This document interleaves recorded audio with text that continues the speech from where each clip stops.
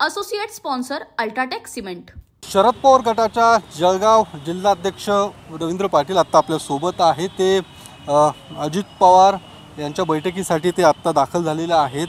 Sir, तुम्ही बैठकीला आलेलात, अजित पवारांना भेटीसाठी आलेलात, काय नेमकं कारण आहे?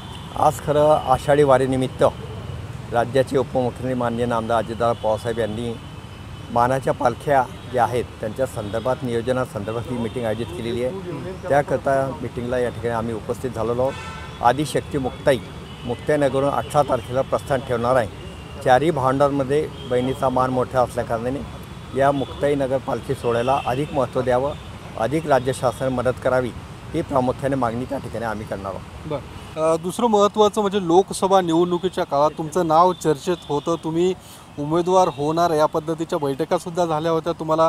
हाँ शुक्ला जी, भिजवाना सिर्फ अल्ट्राटेक ही। मान गया बेटा, पर अल्ट्राटेक ही क्यों? आप ही ने तो कहा था कि घर जिंदगी में सिर्फ एक ही बार बनता है। घर एक मौका एक, इसलिए सीमेंट भी देश का number 1। UltraTech, India's number 1 cement. Sharad पवारांनी बोलून सुद्धा घेतलं होतं, मात्र उमेदवारी श्रीराम पाटलांना दिली गेली होती। काय नेमकं घडलं की जेणेकरून उमेदवारी तुम्हाला मिळाली नाही? आता तो विषय संपलेला आहे। या देशाचे नेते आदरणीय पवारसाहेब यांचा आदेश मी पाळतो। श्रीराम पाटलांना त्या ठिकाणी उमेदवारी आम्ही सर्व कार्यकर्ते, नेते, सर्व मतदार यांनी प्रत्यक्षात चांगलं काम केलं, त्याबद्दल त्यांचे देखील आभार मानतो।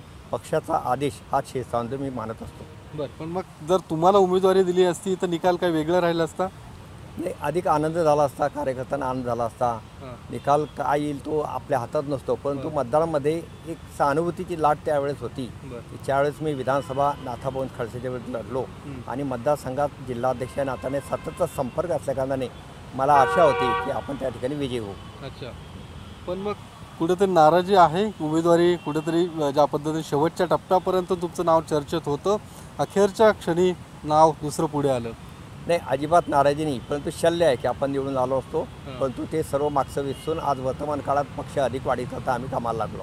मग या सगळ्या याच्यामध्ये उमेदवार कमी पडलेत, आत्ता जो निकाल आलेला आहे त्यामध्ये नेमकं काय कारण, काही कारण मीमांसा? त्या संदर्भात जिल्ह्याची मीटिंग घेऊन चिंतनाचा तो विषय आहे।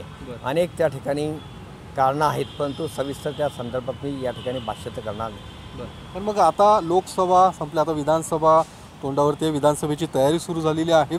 विधानसभेसाठी तुम्ही इच्छुक असणार आहात? विधानसभेसाठी इच्छुकाच्या संदर्भात अद्याप त्या ठिकाणी पक्ष अध्यक्ष यांच्याकडून आदेश आलेला नाही। त्या संदर्भात मीटिंग प्रत्येक विधानसभा मतदारसंघात घेऊन जे इच्छुक आहेत त्यांच्या संदर्भात नावे त्या ठिकाणी आम्ही देणार आहोत। आदेश आल्यानंतर आम्ही त्या ठिकाणी तुम्ही स्वतः एकनाथ खडसेंच्या विरोधात निवडणूक लढवलेली आहे, आत्तासुद्धा तुम्ही तशी तयारी करता, तशी इच्छा आहे तुमची की जर उमेदवार विधानसभेत जो उमेदवार राहील त्याच्या पाठीशी आणि ज्या ठिकाणी पक्ष आदेश देईल त्या ठिकाणी आम्ही तयारी करणार आहोत। तुमची स्वतःची इच्छा आहे की तशी? बघू, आता अद्याप तयारी चालू आहे, बघू काय। अच्छा, एकनाथ खडसेंच्या विरोधात? नाही, एकनाथ खडसे तर आता विधान परिषद आमदार झालेले आहेत ना।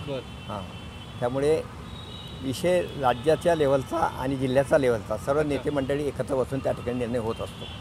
धन्यवाद सर। कॅमेरामन अनिकेत सह योगेश बोरसे, TV9 मराठी, पुणे।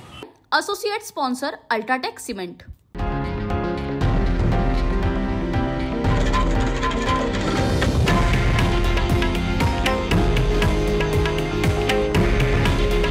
हे आहे देशातील नंबर 1 न्यूज नेटवर्क आणि आपण पाहत आहात TV9 मराठी।